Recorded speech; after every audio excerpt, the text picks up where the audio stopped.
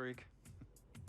1 minute you're playing 21 and horse on the courts in Harlem, and the next moment you're in the showroom, configuring the gunmetal and graphite exterior of your luxury car and your iPad mini.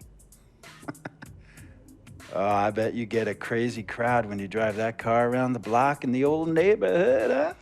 Yeah, living a dream. Mad pandemonium. But folks from background away really proud of me. Yeah, I hear you. Local kid makes good. You know, it kind of reminds me of when I took my tech stock public and I rang the New York Stock Exchange bell, and my mom's friends called her up and said, "Maggie, is that your son on Bloomberg News this morning ringing the bell?" And my mom says, "Yes, sirree, Bob, it was him." That was a great moment, freak. And you know, our lives are like a pearl necklace of great moments, all strung together with the finest silk thread of memories. And we have to be very careful how we cultivate those pearls and we thread that necklace. Does this meeting by any chance have to do with Vic Van Leer? I grew up in the burbs, freak. I wasn't poor, upper middle class, comfortable. My daddy worked as an accountant for one of the largest insurance firms in the country. Smart with his money. Mom didn't have to work. I went to boarding school. And my dad died of a heart attack when I was a freshman at MIT. I was a movie geek, wanted to be a civil engineer, but I made my fortune by becoming a hybrid of both those interests. My dad didn't want me to be an accountant. Oh, listen to this. My best friend was a guy named Isidore. Yeah, we called him Izzy. He was one of the smartest human beings I have ever met in my life. I mean, Izzy was taking second-year college calculus courses as a high school sophomore, right? Straight-A student, full ride to MIT. Izzy had the world at his fingertips. But he was always looking for trouble, and trouble found him. He ran with the wrong crowd. And when we got to MIT, he got this great job working for a financial consulting firm in Boston. But every weekend, he would fly to Vegas. You see, Izzy had a system for counting cards in Vegas that had the big casinos on the Strip. Oh, it's stymied. He would come back to MIT with suitcases filled with $200,000 in cold cash. Word? So your man Izzy was getting hit off like that? Like a fat rat in a cheddar cheese factory, freak. Okay, so what happened to this dude Izzy? Because he's dope. No, not dope. Dead. After he'd been missing for 3 weeks, the Nevada State Police never found hide nor hair of Isidore. And our friendship took a hit when he asked me to hang out with him in Vegas, and I said I wouldn't do it because I knew he was on a dark and twisted path in his life. And yes, he was my dude. But no way was I gonna throw my life away trying to show my loyalty to a guy who really and truly didn't understand what loyalty was all about. So this meeting is about Vic. Correctamente. Okay, well, sir, Vic isn't Izzy. And why's that, freak? Well, for one thing, you and your dead friend Izzy didn't grow up poor. Me and Vic grew up in a neighborhood where we had to look over our shoulders every 2 seconds to make sure nobody was gonna walk up on us and rob True. us. Izzy and I did not grow up in the hood. But we, like you, thankfully grew up in a 2-parent household. But even that wasn't enough for Izzy. He wasn't satisfied. He was always looking for a 5-alarm fire when he already had the warmth and comfort of a loving family. This is not about class warfare, freak. This is about the consequences of making bad choices and risking it all when you feel like you have nothing to lose. Vic is like a brother to me, sir. But you shouldn't be Brother Vic's keeper, freak. Would a brother go looking for trouble and put your career and your livelihood at risk by getting into fights at nightclubs and seedy after-hour joints and then scream to the media, "Yeah, it's all good, I'm an FOF, friendo freak. It's all misunderstanding. Y'all be haters, don't hate my game." I don't think a brother would do that to someone they really cared about, but a guy who looked at you like a meal ticket would. Nah, see, you don't understand Vic. Really? I don't understand. No.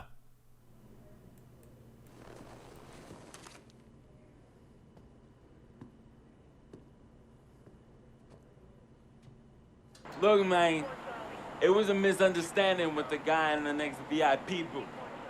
His honey started flirting with me, so naturally I started flirting back. Next thing I know, Captain Cornball's off my grill piece beefing. Next thing he know, he got a 2-piece and a biscuit under his left eye. Hey, I don't know who hit him. And it damn sure wasn't me. Hey, Captain Cornball's mad because I'm an FOF, friend of freak. Hey, but check this out though. He needs to train that hottie before he leave the house though. Yo, he's hotties ain't loyal, man. What's there to understand? Are you freaking blind? You know, I just want to know, how much did you pay your lawyers to make all this go away? Almost $100,000. Excuse me, son, I'm sorry, I couldn't hear. I said I paid almost $100,000. Exactly. And if you keep riding shotgun with Vic, you're gonna go broke. Quick, fast, and in a hurry. Look, Vic is my friend, and I grew up with him, and how many times do I gotta tell you, Freak, sir? this is not a request. I am not asking you to do this. I am telling you to do this. And the first order of business is that Mr. Vic Van Leer is banned from traveling with you on the road. Vic is banned from the locker room. And Vic is banned from this arena. And if I catch this guy, Vic, in or anywhere near the facilities, Mr. Vic Van Leer will be arrested for trespassing. Are you serious, sir? Brother, I'm as serious as cancer. We all know that can be deadly. You know, when me and Vic were kids, playing summer tournaments at the Dome, we always imagined making it to the pros, right? Now before the crowds left, just a street light was on the court, like 11:30, 12 midnight, even 1 in the morning sometimes. We used to practice player introductions, run on the court, give a dab, high-fiving teammates. And Vic, he would act as the announcer. You know, introduce me, announce my name on the loudspeaker. The Jumbotron would flash my image like a little guy dressed in long shorts and a jersey. And now, fresh off his 3 games, 62-point scoring streak, the youngest player ever to do so in NBA history, Frequency Vibrations!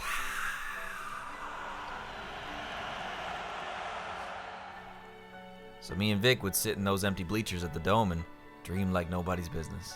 And now I'm living the dream. For real. And in so many ways, Vic was part of that. Please, listen to me. I mean, I know this guy's your dude from way back. Me and Vic go way back, like the front seats of a 67 Cadillac. That's good. We go way back. Did you say front seats? Front seats of a 67 Cadillac. We go way back like the front seats of a 67 Cadillac. Well, Jiminy Crickets. I'm going to be the hit once again at Herbie Allen's Sun Valley Shindig because my fellow billionaires love it when I walk and talk that talk. Sir, that almost sounds... Oh, let me tell you exactly what it sounds like.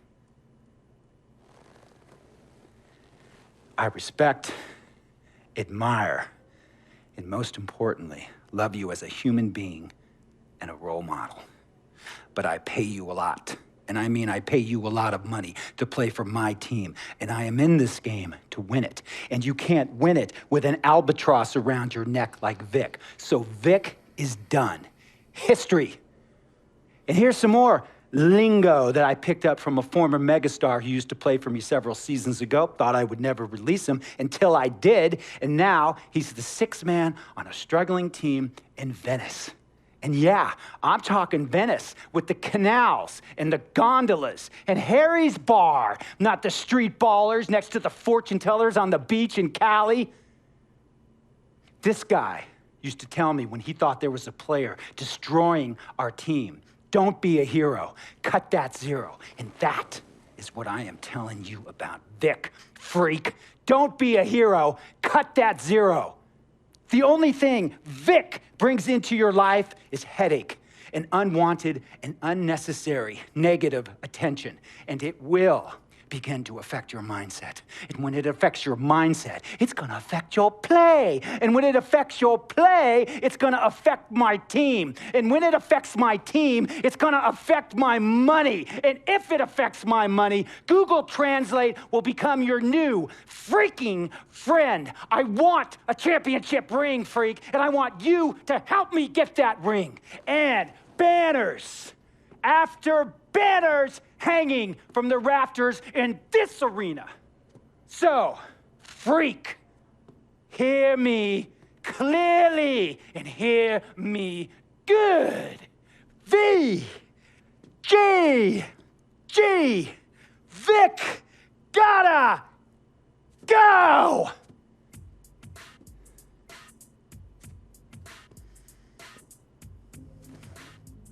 Handle your business. And remember, that contract you signed contains a morality clause, a very important clause that revolves around your conduct on and off the court, and how it can negatively impact my team. Now, I don't want you to have to learn Italian or Croatian as a second language. And hey, playing pro ball overseas, there's nothing wrong with that. But the arenas are nothing like this, nor will the money be the same. And on top of all of that, this is the US of A, the greatest freaking country in the world. Ask yourself, is Vic worth all that? Think about it. Think long, think wrong. Let me tell you about Vic. He has a bad rap. It's not... I understand some of his judgments might shadow his actual character. He's not that at all. I mean, Vic, let me tell you something. We have love for each other. We're brothers. Blood couldn't make us any closer at all. I mean, he has so much loyalty to me and to my family. You can even see Cee-Cee has issues with him, but he still loves her. He still loves her. Steph Curry and the Warriors next game. I've been looking forward to this for a while now. You know they'll be running and gunning. And Steph's going to do 2 or 3 things that make you want to stop and stare. But you can't let that distract you. Because if we lose focus for even a second, they'll be up 20. So maybe it's up to me to put on a little show of my own. Oh, say does that star-spangled banner yet wave o'er the land of the free and the home of the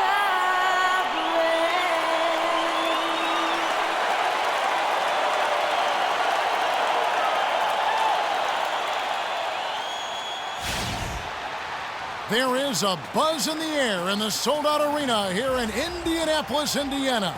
It'll be the defending NBA champion Golden State Warriors facing the Indiana Pacers. It was definitely a hard decision. I'd sit down with my family and weigh the options, really take the time to figure out what's best for me. It was tough. I mean, I love my team and my coaches and just the whole college experience, you know. But on the other hand, there's always the risk of injury, you know. I just felt like I was ready to take my game to the next level, so why wait? And I think it turned out for the best. No regrets. So here we are, another meaningless game in my rookie season. Barely putting up any stats, barely getting any minutes. Boom! But I do drop the triple because I gotta do something. I gotta put something in there. But these next few episodes are gonna mostly be the story because the games are just they're irrelevant. They're absolutely irrelevant in your rookie season, which I kind of understand because they want to focus on the story, which is very deep and you know goes to kind of some crazy dark places. But at the same time, I would have liked to be able to play a little more actual basketball in a basketball game. I don't know, maybe that's just me. Maybe I'm the only one that thinks like that. But the next few episodes are going to be, you know, the breakdowns of the story. Not really breakdowns. I'm going to go through all the cutscenes and obviously do the voicing and all that kind of stuff. I hope you guys enjoy that little extra aspect of it. I feel like it kind of helps this series stand out a little bit. I don't know. Instead of just throwing up these long cutscenes, I might as well make it a little more true to me and be a little more creative with it. I don't know. That's just how I like to handle things. But we do have 4 points here, 2 boards, and assist in about maybe 3 total minutes of being on the court. How about one more? Oh my goodness, he actually put up some more points. 6 points, 2 boards, and assists, but we got destroyed by Steph Curry and the Warriors, but it's all good, man, because trust me, you are not going to want to miss these next few episodes. What's about to go down is going to be unlike anything you imagined you would ever see in a basketball game. So thank you guys so much for watching. Make sure you smash that like button before you go. Subscribe now if you're not subscribed already, and I'll catch you in the next episode of NBA 2K16, My Career. What? Look at this. He just slapped, whoop! What in 5 fingers? Say to the face, slap! Oh my god, this dude is a savage, just attacking people on the court. This career mode, man, I don't even know what to think about it. But I do get a nice little other shot inside. 4 points, 2 boards, 3 assists. You know.